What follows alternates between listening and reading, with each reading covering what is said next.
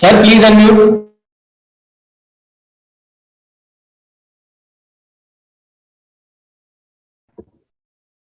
Let's start the Article 16 of the Constitution.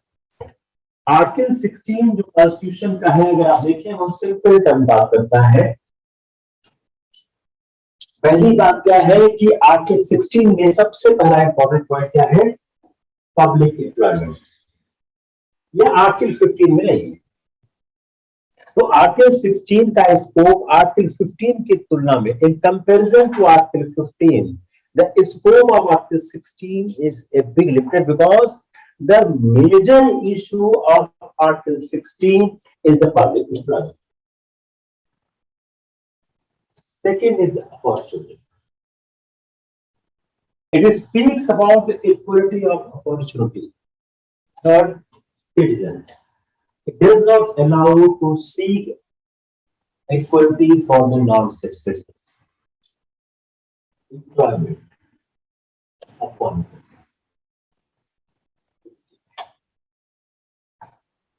Again, word only. No citizen shall, on grounds only, religion, race, caste, sex, descent, place of birth, residence. So I told you yesterday there is two words extra in the Article 16. Third, laws prescribing employment to a class. तो यह जो article 15 1 और 2 है, यह article के होने के बावजूद पार्लियामेंट कानून बना सकता है किसी वर्क क्लास के लिए एम्प्लॉयमेंट और appointment of under government of India और एनी लोकल और other authority in state. Third, nothing is going to escape from making any provision for reservation. Adequately represented. Just try to see. State ऐसा provision बना सकता है उन backward classes के लिए जो कि राज्य के हिसाब से in local state is not adequately represented.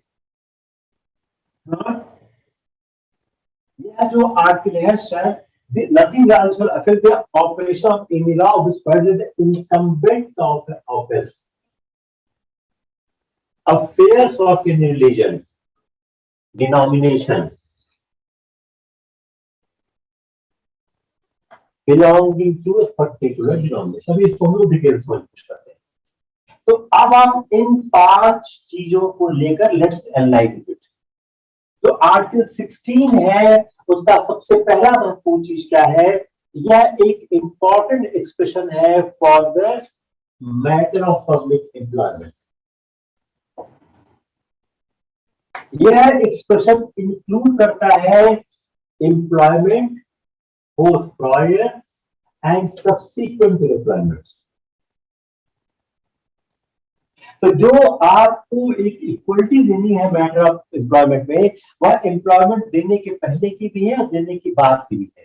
तो जो टर्म्स एंड कंडीशंस आप बनाएंगे एम्प्लॉयमेंट की, वो ऐसी होगी कि on you can not discriminate the grounds mentioned in the article. Second, equality of opportunity. The first word is this. Second, equality of opportunity. इसका मतलब क्या है? It is not simply matter of legal equality. It is an equality between the member of the same class of employees. और वह एक separate independent class होगा. जो similar person situated होंगे एक ग्रुप में, उनको आप सिमिलर ट्रीट करोगे. आपने जो ग्रुप फॉर्म किया उस ग्रुप में जो सिमिलर लोग होंगे उनको आप सिमिलर ट्रीट करोगे. इसमें जो एक जनरल रूल है इक्वलिटी का, जो रूल है आर्टिकल 14 में, आर्ट जो जनरल रूल इक्वलिटी आर्टिकल 14 का वो अप्लाई करेगा ही करेगा। इसलिए आर्टिकल 14, 15 और 16 को एक साथ देखने की आवश्यकता है, कैसे वह सिटीजन के फेवर में अप्लाई हो सकते हैं। तो article 14 is more general than the 16। अगर आप 14, 15, 16 की आप हायरार्की देखेंगे, हायरार्की, तो more general, less general, lesser general. Clear? क्योंकि आर्टिकल 16 कंफाइंड है only to the employment, article 15 confined नहीं है। तो article does not mention descent as one of the probable ground of discrimination, जबकि आर्टिकल 16 उसको mention करता है। अब गोल क्या है आर्टिकल 14, 16 का? If you see equality among comparators, what is the goal? Equality among comparators. तो कई बार एक क्वेश्चन राइज होता है, implementation article 61 and 64. Yesterday I have tried to explain this, I am just revising because it's a very important part. तो supreme court ने जो किया कि आर्टिकल 16(1) जो है वह परमिसिबल करता है रीजनेबल क्लासिफिकेशन को, और यह सरकार को, राज्य को इस बात से रोकता नहीं है फ्रॉम रेंडरिंग सोशल जस्टिस। इसको बैकवर्ड क्लासेस को। तो जो ओपिनियन है सुप्रीम कोर्ट की किस आधार पर आधारित है? जो एग्जम्पशन ग्रांटेड किया है for temporary period. Ultimate aim क्या है कि reservation will go, reservation need not to be for perpetuity, but till the time we are not able to achieve equality, reservation has to be there. Reservation represent an unhealthy society. We need to have a healthy society.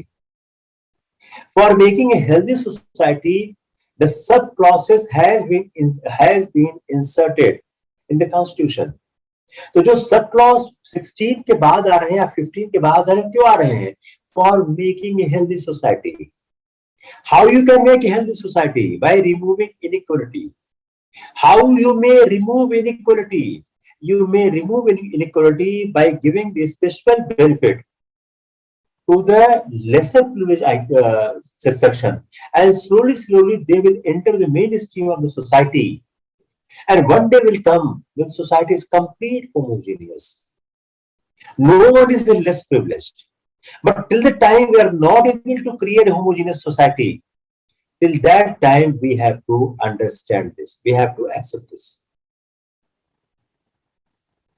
तो जो article 16 है वह बात करता है equality for all matters of employment, लेकिन एक rule giving preference है जो अनरिप्रेजेंटेड है, अंडर रिप्रेजेंटेड है, बैकवर्ड क्लास के लोग, उनको रिजर्वेशन देना 14, 16, 1 और 16, 2 का वायलेशन नहीं है। तो आर्टिकल 16(4) रिमूव करता है any doubt in this respect. तो equality before law is not merely a formal equality but also requires effective material equality. So this section 16(4) is speaking about the effective material equality. And Article 16(4) is not an exception to Article 16(1). It is harmonious to 16(1), and it is going with the 16(1). जो एक case है state of Kerala versus M Thomas, इसमें court ने recognise किया distinction between formal and substantive equality, और emphasis दिया गया substantive equality पे। तो रिक्वायरमेंट क्या है? एक पॉजिटिव स्टेप उठाया जाना चाहिए। तो 16(1) के साथ पढ़े क्लास 4 को, इसलिए class 4 is complementary to 16(1) rather than an exception as thought prior to this case. Clear? Because it's a repetitive part, so I have not, I have taken a bit fast pace. कि कल की बात को ही मैंने फिर से कहने की कोशिश की, क्योंकि यह समझना बहुत जरूरी है, इसको दिमाग में पूरी तरह से स्ट्रेंथन करना जरूरी है. Despite my all efforts, you cannot be punctual on time. When I started class at 6:27, around 46-47% of the class. The rest of the person who have joined class after 6:27, they can think what is their future. I worked in the office from 10 o'clock to 6 o'clock. I was able to start the class at 6:27. But you are sitting at home and waiting the class, you can't join the class.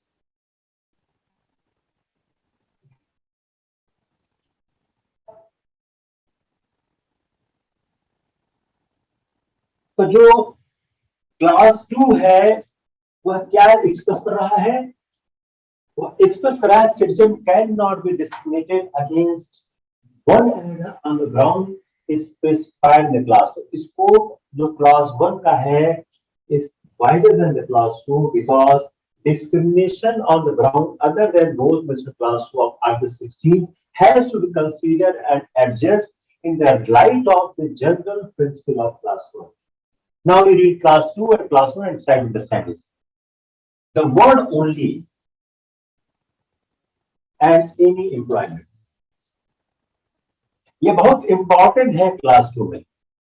The word only explain करता है discrimination cannot be done only on the grounds mentioned class 2. If there is other reasonable grounds, you can differentiate and participate. The word any employment office under the statement with that Article 62 applies only to public employment. Therefore, no prohibition against private persons or bodies employing can be made on to Article 62. The carry forward rule. अब class 4 अगर आप पढ़ें तो it is for the backward classes of citizen. Read class 4 once more. Read the class 4. 16 class 4. You read it. Nothing in this article shall prevent the state from making any provision for the reservation of appointments or posts in favor of any backward class of citizens, which in the opinion of the state is not adequately represented in the services under the state. Clause 4 is for backward classes. फिर क्या है? In the opinion of the state, not adequately represented in the services. The determination of the citizen is backward class in objective factor. इसको determine करना होगा state द्वारा. Clause 4 first time came for determining the case of the Devdasan versus India, जहां court ने consider किया the constitutional validity of carry forward rule. अब carry forward rule है क्या? कि अगर किसी पर्टिकुलर ईयर में the number of suitable candidate was less than the number of posts reserved, जो पोस्ट एक्सेस में है वो shall be treated as unreserved for that particular year.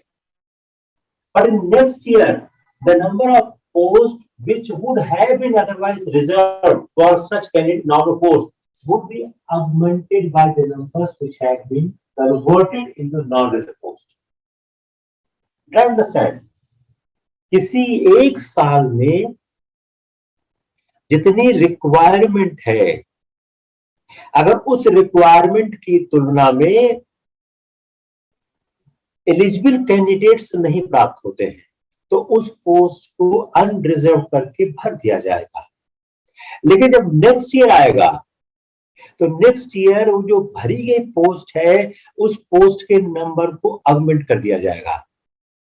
तो मीनिंग देयरबाय कि मान लो पिछले साल 3 पोस्ट थी जो रिजर्व थी वो अनरिजर्व कर दी गई because the eligible candidates were not available. So in this year, these three posts need to be carried forward. So in this year, from the non-reserved category, these three posts needs to be created and added to the reserved category. It's clear?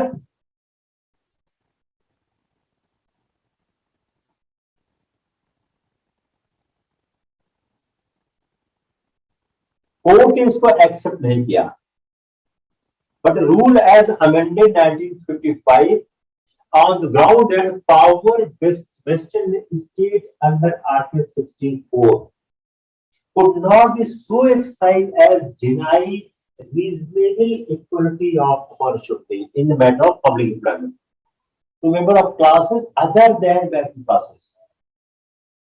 जो conclusion rise हुआ किस price पे was that reservation was so excessive in its character as to deny practice a reasonable opportunity to other classes. It was a fraud upon the Constitution. तो जो देवदासन का case का verdict था वो overrule कर दिया गया और यह कंक्लूड किया गया कि carry forward rule is valid so long as the actual reservation in particular year does not exceed 50% of vacancies. तो जो 50% का limit has to work out on some total vacancy in the particular year. जिस total year में है, मान लीजिए आपने 10 vacancy थी, फॉर एग्जाम्पल 5 रिजर्व थी, 5 अनरिजर्व. इस 5 रिजर्व में आपको 3 लोग मिले एलिजिबल, वो भर दिया. 2 कहां चली गई? तो 5 + 2 हो गया. नेक्स्ट ईयर फिर 10 क्या था? 5 रिजर्व और 5 अनरिजर्व. अब चूंकि ये 2 वैकेंसी जो लास्ट से चली गई थी तो ये रिजर्व से निकल जाएगी. यहाँ क्या 5 + 2 होगा, यहाँ 3 हो जाएगा. क्लियर? तो क्या कर रहा है ये 50% के क्राइटेरिया को ओवरशूट कर रहा है. It is overshooting the criteria of the 50%. इसको सुप्रीम कोर्ट ने कहा ये इक्वलिटी के कॉन्सेप्ट को वायलेट कर रहा है. तो इसलिए 50% का जो क्राइटेरिया है उस पर्टिकुलर ईयर में हो, इसलिए आप इसको ऐड नहीं कर सकते. Because if you are adding it is clear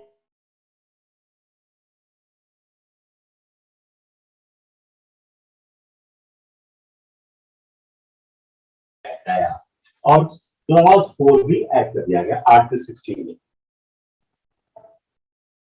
इस जजमेंट को ओवररूल करने के लिए क्लॉज 4 भी ऐड कर दिया गया. अब क्लॉज 4 भी ऐड करने के बाद जो पिछले की स्थिति थी, अगर आप क्लॉज 4 भी देखें तो आपको ये क्लियर हो जाएगा. क्लॉज 4 भी इसमें ऐड किया गया. तो क्लॉज 4 भी जब ऐड कर दिया गया तो उससे अनफुलफिल्ड वैकेंसी के बारे में सक्सीडिंग और प्रीसिडिंग का इशू सॉल्व हो गया. तो reservation under article 64 may be made in the exercise of executive power without any legislative support. वह लेजिस्लेशन बना भी सकते हैं, लेकिन legislation must satisfy the other constitutional requirement. कोई रिट इंटरटेन नहीं होगी on the ground that state is not making reservation for backward classes. अगर स्टेट बैकवर्ड क्लासेस के रिजर्वेशन नहीं बना रहा है तो कोई रिट नहीं किया सकती है. इसलिए article 16(4) is not an exception to article 16(1), बल्कि यह फैसिलिटेट कर रहा है equality of opportunity in matter of employment. तो रिजर्व कैटेगरी जो कैंडिडेट है who qualify against the general category position are adjusted in those position making reserve position available to other reserve category candidates. तो क्या होगा? अगर कोई reserve category का लड़का या लड़की जनरल में सिलेक्ट होता है तो रिजर्व कैटेगरी के सीट को अनअफेक्टेड करता है. अनरिजर्व कैटेगरी वो सीट चली जाएगी. जो रिजर्व कैटेगरी का सीट है, जो परसेंटेज है, वह रिजर्व कैटेगरी का ही रहेगा। अगर कोई लड़का लड़की जो रिजर्व कैटेगरी का है अनरिजर्व की सीट में वो पहुंच जाता है तो वह अनरिजर्व सीट पे सेलेक्ट होगा, लेकिन वह अपनी पोजीशन का इस्तेमाल कर सकता है फॉर बेटर जॉब। तो मान लीजिए कोई आदमी 100 रैंक पे आता है तो वो सीट तो लेगा अनरिजर्व कैटेगरी का, लेकिन for claiming a job of IAS, because IAS he और she can not get on 100, but for IAS he can use it. Clear हुआ ना? Equal pay and equal work, article 14, 16 and 39D and pay bill, ये बात करता है equal pay and equal work का। ऐसा कोई principle, no such principle expressly in constitution, but principle has been matured in fundamental right. जो equal pay और equal work है, कहां से हो रहा है? आर्टिकल 14 और 16। सब 16 एक बार फिर पढ़ेगा, फिर 16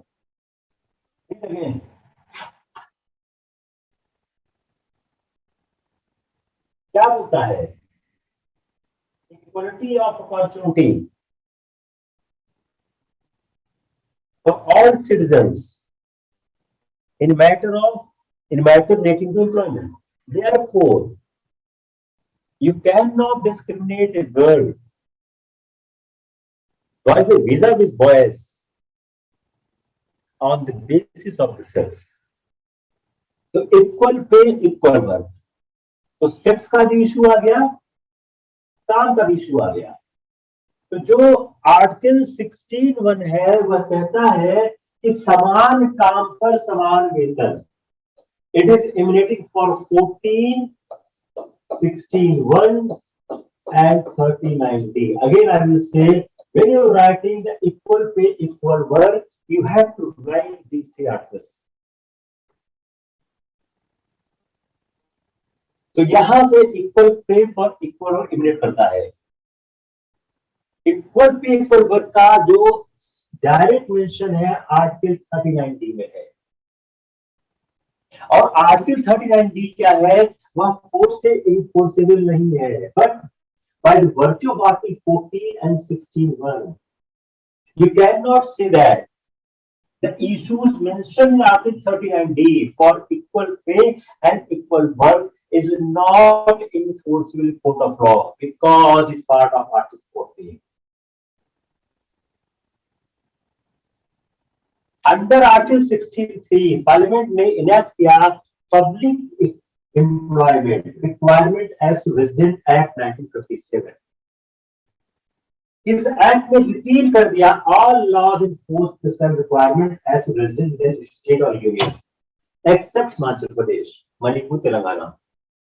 Due to backwardness of these areas, ये एक्ट प्रिस्क्राइब करता है residential qualification for period up to March 2024। तो आप इसको जनरल प्रिंसिपल समझिए कि रेजिडेंशियल क्वालिफिकेशन का जो क्राइटेरिया है वह उस प्रदेश के, उस एरिया के बैकवर्डनेस को लेके है। कोर्ट ने व्यू लिया कि under article 16(3) parliament can impose a residential qualification for service in whole state but not in part of state. यहां सवाल मिलेगा whole state and part of state. इसलिए आर्टिकल 16(3) में द वर्ड स्टेट जो signify करता है स्टेट एज ए यूनिट, सवाल छात्र आ चुका है, not the part of the state. तो डिस्ट्रिक्ट, तालुका, सिटी में आप पूरे स्टेट को लेकर चलना होगा। तो आर्टिकल 16(3) स्पीक करता है whole state as venue of the residential qualification. The term backward classes use हुआ है आर्टिकल 16(4) में। यह अपने आप में क्या लेता है? Schedule tribe. But article 15(4) speaks about socially and educationally backward classes. Now try to understand 16(4) and 15(4). ये सेटल्ड हो गया है various judicial under the meaning of Article 64 with respect to backward classes, same as used socially and educational backward classes in 15.4. इसलिए किसी आदमी को backward class classify करने के लिए अंडर 16.4 उसको member of the socially and educationally backward class होना पड़ेगा। लेकिन जो बैकवर्ड क्लास है यह बैकवर्ड कास्ट से सिनोनिमस नहीं है। बैकवर्ड कास्ट एक बैकवर्ड कम्युनिटी से कोई सिनोनिमस नहीं है। तो सोल क्राइटेरिया आर्टिकल 16.4 का बेस्ड है caste, community, religion, sex, descent, place of birth और residence can not be adopted because it would directly word article 16.2। Understand? तो सोल क्राइटेरिया, अगर आप सोल क्राइटेरिया कास्ट पे करोगे, कम्युनिटी करो, रिलीजन पे करोगे तो वह चूंकि 16.2 प्रोहिबिट करता है, समझने की कोशिश करो, इसलिए वह अवेलेबल नहीं होगा। Got it? तो आपको इसको करने के लिए सोल क्राइटेरिया आपको एक पूरा एक होलिस्टिक व्यू लेना पड़ेगा।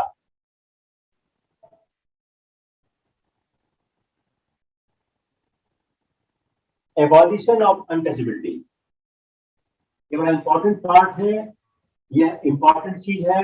अब एबॉलिशन ऑफ अनटचेबिलिटी कॉन्स्टिट्यूशन डाल दिया गया, लेकिन उसके लिए एक्ट पास करना पड़ेगा। पार्लियामेंट ने एक्ट पास किया, अनटचेबिलिटी ऑफेंसेस एक्ट 1955, जो प्रिस्क्राइब करता है पनिशमेंट अगर आप अनटचेबिलिटी को प्रैक्टिस करते हो। 76 में इसको नेम कर दिया गया, प्रोटेक्शन ऑफ सिविल राइट है 1955। वर्ड अनटचेबिलिटी को डिफाइन नहीं किया गया है। पार्लियामेंट ने आल्सो इनेक्ट किया scheduled caste scheduled tribe prevention of act 1989। इसका पर्पस क्या है कि प्रिवेंट किया जाए, इसके लिए commission of atrocity against the members scheduled caste scheduled tribe in order to prevent the commission of कोई अन्याय शेड्यूल्ड कास्ट शेड्यूल्ड ट्राइब के खिलाफ न हो। स्पेशल कोर्ट्स अपॉइंट की गई ताकि ट्रायल ऑफेंस का हो और स्पीडी ट्रायल हो। आर्टिकल 15.2 को आप देखते हैं, आप अनटचेबिलिटी को आप आर्टिकल 17 से मत फिनिश करिए, आर्टिकल 15.2 आल्सो हेल्प करता है अनटचेबिलिटी को। क्यों? क्योंकि किसी भी आदमी को कास्ट के आधार पर एक्सेस नहीं डिनाई होगा। आप याद में आर्टिकल 15 को पढ़ाया था, ओपन आर्टिकल 16 का 17 का सपोर्ट अभी 15.2 भी कर रहा है कि किसी आदमी को कास्ट के आधार पर आप शॉप वगैरह में घुसने से नहीं रोकेंगे। तो आर्टिकल 17 एंड 15.2 ये प्रोटेक्ट करते हैं किसी इंडिविजुअल को from discrimination conduct not on the part of state but even on the part of private persons in certain situations. तो स्टेट एक कॉन्स्टिट्यूशनल ऑब्लिगेशन में है to see that there is no violation of Article 38 or 46, open Article 38 46. You obligate the state to render socio-economic and political justice to Dalits and improve the equality of their life. जो abolition of untouchability है is the art of constantly make it viable, meaningful and integrate Dalit in the nation and state. इसको अब याद करो पूरा। ऊपर article 38 ऊपर है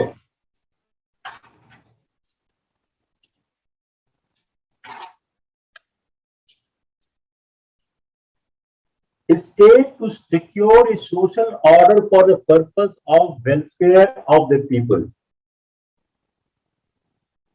इसको आप प्रियम्बल और आर्टिकल 14 के साथ पढ़ें तो यह समाजवादी सिद्धांत की बात करता है।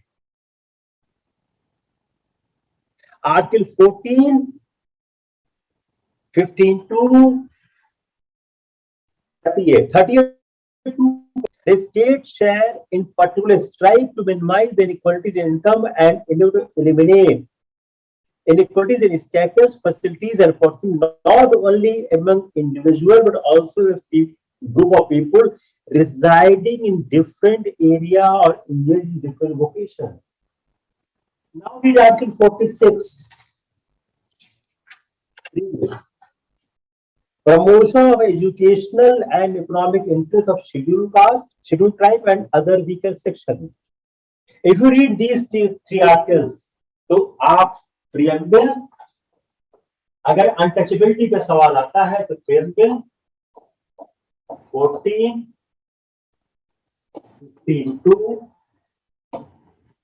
16, 38, 46, इतना आपको ऑर्डर करना पड़ेगा। क्लियर हुआ? किसको क्लियर नहीं हुआ? Any problem?